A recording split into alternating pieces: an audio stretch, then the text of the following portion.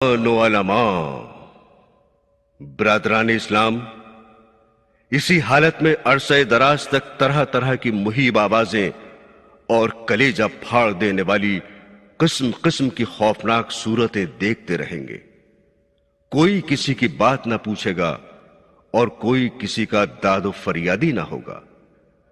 جب اس قسم پرسی کے عذاب کو ایک عرصہ دراز گزر جائے گا تو آپس میں کہیں گے کہ ہم تو سنتے تھے کہ قیامت میں حساب و کتاب ہوگا، عرش کا سایہ ہوگا، حوض کوثر ہوگا، میزان عدالت قائم ہوگی، خدائے کریم اپنے بندوں سے حساب لے گا۔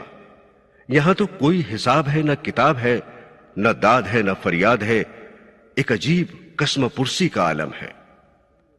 پھر پورے 1000 برس بعد حضرت آدم علیہ السلام صفی اللہ کو ایک جگہ کھڑا ہوا پائیں گے، جن کے سامنے بہت کچھ رو دھو کر کہیں گے کہ للہ ہمیں بخشوائیے کہ آپ ہمارے باپ ہیں اور ہم آپ کی اولاد ہیں۔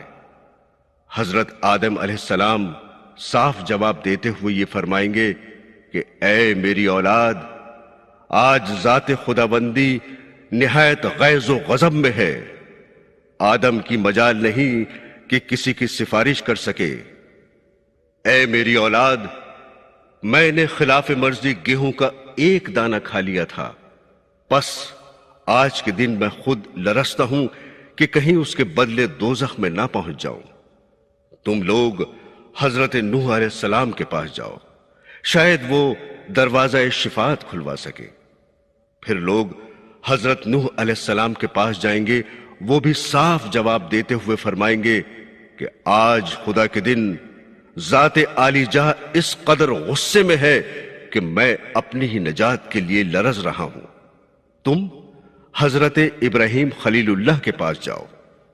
الغرض ایک عظیم مخلوق تمام پیغمبروں کے پاس سے ناکام و مایوس ہو کر سب سے آخر میں جناب رسول اللہ صلی اللہ علیہ وسلم کی تلاش کریں گے، اور ڈھونڈتے ڈھونڈتے آخرش ایک مقام پر آپ کو دیکھیں گے۔ آپ خدا جانے کب سے لوگوں کے انتظار میں کھڑے ہوں گے۔ حضور کو پاتے ہی مخلوق عرض کرے گی کہ للہ حساب و کتاب کا دروازہ کھلوائیے اور اس قسم پرسی کے عذاب سے نجات دلائیے کہ آپ خاتم النبیین ہیں۔ اگرچہ اوروں پر اللہ تعالیٰ کی خفگی اور غصہ ہو، لیکن آپ سے کچھ مواخذہ نہیں۔ آپ حضور رب العالمین میں ہمارے لیے عرض کریں۔ آپ فرمائیں گے کہ ہاں البتہ میں تمہارے لیے حضور رب العزت میں حاضر ہو کر عرض معروض کروں گا اور حساب و کتاب کا دروازہ کھلواؤں گا۔ یہ کہہ کر حضور رب العالمین میں آپ کچھ مناجات کریں گے۔ وہاں سے جبرائیل علیہ السلام کو حکم ہوگا کہ اے جبرائیل، براق لے جاؤ اور ہمارے پیغمبر علیہ السلام کو اس پر سوار کر کے ہماری حضوری میں لاؤ کہ وہ ہم سے کچھ عرض کرنا چاہتے ہیں۔ جبرائیل علیہ السلام اسی وقت براق لے کر تمام مخلوق کے سامنے رسول اللہ صلی اللہ علیہ وسلم کے پاس آئیں گے۔ آپ اس وقت براق پر سوار ہو کر آسمان کی طرف چلے جائیں گے۔ اس کے آگے آپ ایک صحیح حدیث میں فرماتے ہیں کہ میں حضور رب العزت میں پہنچ کر پورے 7 رات 7 دن کی مقدار میں ایک طویل سجدہ کروں گا، اور اس سجدے میں اس معبود ذوالجلال کی اس قدر صفت و ثنا بیان نہ کی ہوگی جو میں اس کی سجدے میں بیان کروں گا۔ جب میری فریاد و مناجات انتہا کو پہنچ جائے گی تو مولا ذوالجلال کا غیظ و غضب رحمت کی طرف مائل ہوگا اور مجھ سے ارشاد فرمائے گا کہ اے نبی، اپنا سر سجدے سے اٹھاؤ۔ میں جانتا ہوں کہ صفت و ثنا بیان کرنے سے جو تمہارا مقصود ہے، اور وہ یہ ہے کہ تم حساب و کتاب کا دروازہ کھلوانا چاہتے ہو اور شفاعت کی درخواست لائے ہو۔ اچھا، ہم اب تمہاری شفاعت کی درخواست کو منظور فرماتے ہیں اور اپنا تخت اجلاس زمین پر جلوہ آرا کرتے ہوئے اور مخلوق سے ان کے حساب و کتاب شروع کرتے ہیں۔ یہ حکم عالی سن کر رسول کریم صلی اللہ علیہ وسلم اسی براق پر سوار ہو کر زمین پر تشریف لائیں گے۔ مخلوق آپ سے دریافت حال کرے گی، جو کچھ وہاں گزری تھی بیان کریں گے، اور حساب و کتاب کا دروازہ کھلنے اور عرش رب عظیم کے زمین پر نازل ہونے کی خبر سنائیں گے۔ حضرات گرامی، حضرت صلی اللہ علیہ وسلم کی شفاعت ضرور ہوگی، اور حدیثوں میں جو کچھ آیا ہے سب حق اور درست ہے، لیکن شفاعت کے بھروسے پر عمل نیک نہ کرنا اور گناہوں میں مبتلا رہنا بڑی نادانی ہے۔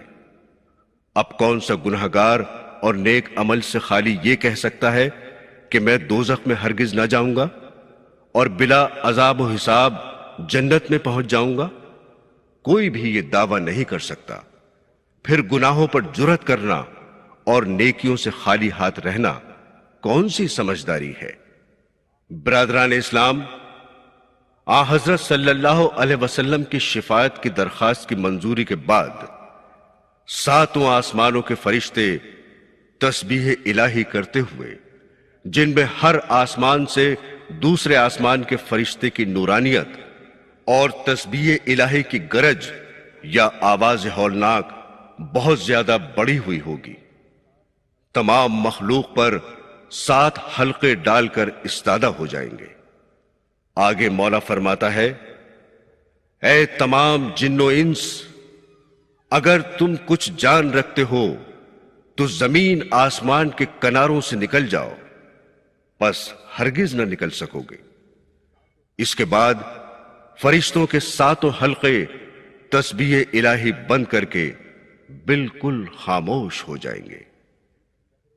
پھر یک یک اس بحر میدان میں حضرت اسرافیل علیہ السلام کو سور میں پھونکنے کا حکم ہوگا، جس سے واقعی تمام مخلوق بے ہوش ہو جائے گی۔ پس اس غشی اور بے ہوشی کے عالم میں خدائے رحمان کا عرش زمین پر جلوہ افروز ہوگا۔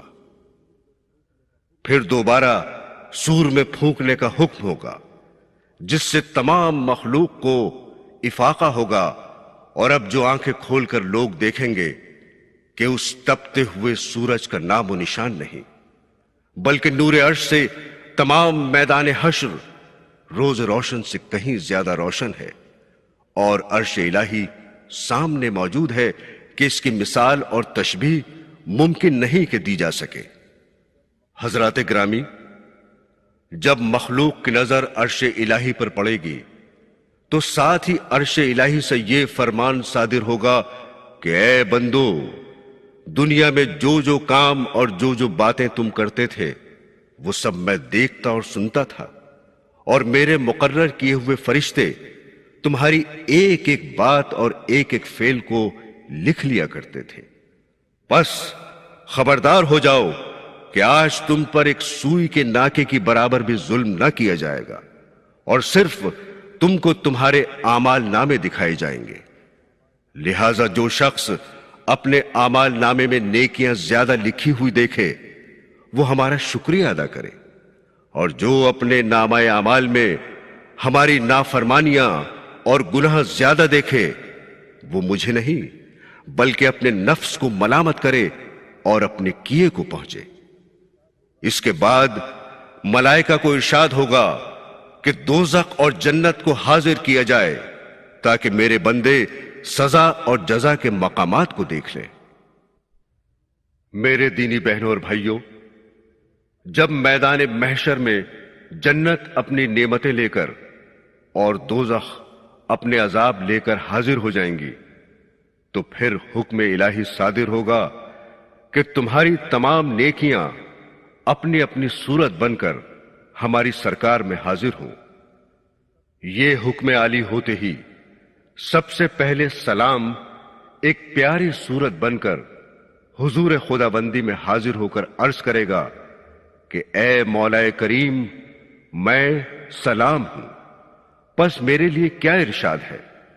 جواب ملے گا کہ اے سلام، میرے عرش کے سامنے استادہ ہو اور ٹھہر کہ آج اپنے بندوں سے تمام رد و قد اور تمام